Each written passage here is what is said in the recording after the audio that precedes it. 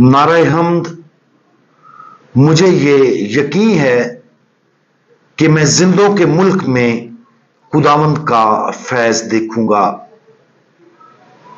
आज हम मुकद्दस लूका की अंजील उसका चौथा बाब और उसकी आयात 36 और 37 पर ध्यान ज्ञान करेंगे। और आज हम कुव्वत और इख्तियार इसके बारे में सुनेंगे। और सब मुतअज्जब होकर आपस में कहने लगे कि ये क्या बात है कि वो इख्तियार और कुदरत से नापाक रूहों को हुक्म करता है और वो निकल आती हैं। और आसपास के इलाके की हर जगह में उसकी शोहरत फैल गई।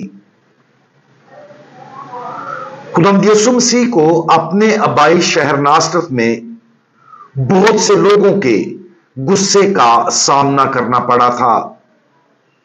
इसलिए वो वहां से निकले और तकरीबन 30 मील का सफर करके कुफरे नहूम पहुंचे, जो जलील की झील के बिल्कुल शिमाल में वाक़या एक कस्बा था। ये उनकी इलानिया जिंदगी के दौरान उनका नया घर बनना था। कफरनहूम में खुदावंद यीशु मसीह को जिस किस्म के रद्द अमल का सामना करना पड़ा वो बहुत मुख्तलिफ था। जब खुदावंद यीशु मसीह कफरनहूम की इबादत गाह में तालीम दे रहे थे तो एक आदमी उनके पास आया जिसमें बदरू थी। खुदावंद यीशु मसीह ने बदरू को डांटा और उसे निकाल दिया।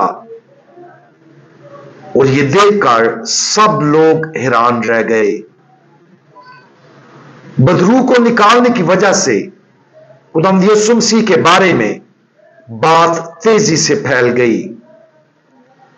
खुदावंद यीशु मसीह ने ना सिर्फ बदरू को निकाला बल्कि और भी बहुत से मौजज़ात दिखाए और लोग उनके मौजज़ात की वजह से बहुत हैरान हुए। कफरनहूम के लोगों को किस चीज ने मुतासर किया? जुज़वी तौर पर यह इख्तियार और कुव्वत थी जिसके साथ खुदावंद यीशु मसीह ने तालीम दी और मौजज़ात दिखाए। लेकिन यह सिर्फ यही नहीं था, क्योंकि खुदावंद यीशु मसीह ने नासरत में भी ऐसा ही किया था, जहां लोग उन पर ईमान लाने में नाकाम रहे। कफरनहूम में ऐसा नहीं था कि खुदावंद यीशु मसीह मुख्तलिफ थे, ऐसा लगता है कि लोग मुख्तलिफ थे। खुदावंद यीशु मसीह ने कफरनहूम में बहुत से लोगों के दिल जीत लिए, क्योंकि लोग ईमान के तोहफे को कबूल करने के लिए तैयार थे। दर हकीकत जब खुदावंद यीशु मसीह कफरनहूम से निकलने की तैयारी कर रहे थे, लोगों ने उनसे गुजारिश की कि वो वहीं रुक जाए और ना जाए। अगरचे खुदावंद यीशु मसीह को वहां के लोगों की तरफ से मुज़ाहमत का भी सामना करना पड़ा, लेकिन उनका इब्तदाई रद्द अमल ईमानी था। क्या हम चाहते हैं कि खुदावंद यीशु मसीह हमारी जिंदगियों में पूरी ताकत, इख्तियार और ताकत से काम करे? बहुत से लोग वक्तन फवक्तन ऐसा महसूस कर सकते हैं जैसे उनकी जिंदगी किसी हद तक बेकाबू या काबू से बाहर है। वो कमजोरी, उलझन और बेसिमत जिंदगी का तजर्बा करते हैं। इस वजह से हकीकी रूहानी इख्तियार और ताकत बहुत खुश आइंद है। आज हम देखें कि हमें खुदावंद यीशु मसीह के किस किस्म के इख्तियार और कुव्वत की जरूरत है, जिसके वसीला से वो हमारी जिंदगियों में काम करे। एक छोटे बच्चे के बारे में सोचें जो खौफजदा है। जब वो अपने आप को खौफजदा महसूस करता है तो सुकून और सलामती के लिए प्यार करने वाले अपने वालदैन की तरफ रुजू करता है। वालदैन के गले लगना फौरी तौर पर बच्चे के खौफ और परेशानी को दूर करने में मदद करता है। तो ये हमारे साथ भी होता है। हमें खुदावंद यीशु मसीह को अपनी जिंदगियों में सुकून के मंबा के तौर पर देखना चाहिए, क्योंकि सिर्फ खुदावंद यीशु मसीह हमारी जिंदगियों को तरतीब देने, शैतान के हमलों से निजात दिलाने, मुंतशर जज्बात को अमन सुकून और हमारे सवालात और शकूक शुबहात को दूर करने की सलाहियत रखता है।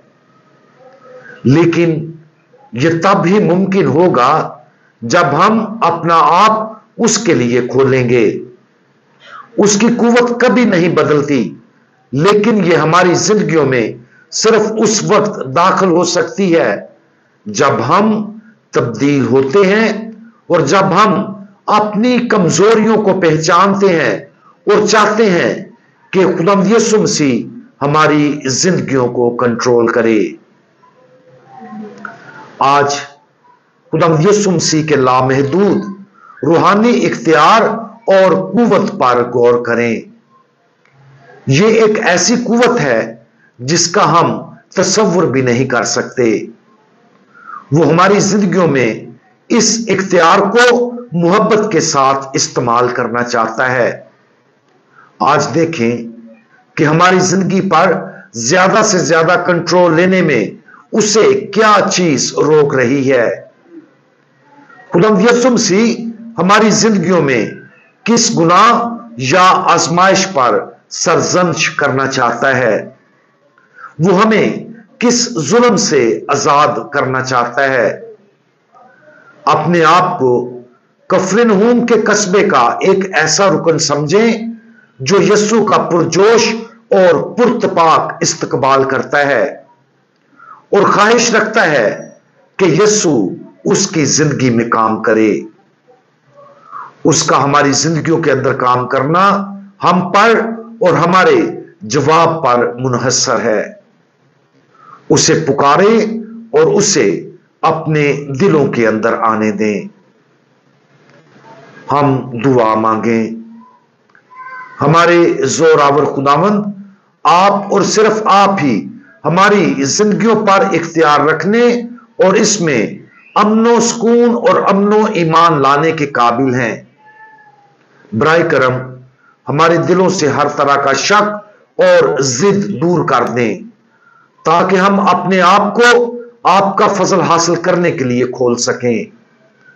हमारी जिंदगियों पर सिर्फ आपका राज हो, ताकि हम आपकी मर्जी के मुताबिक अपनी जिंदगियां गुजार सकें।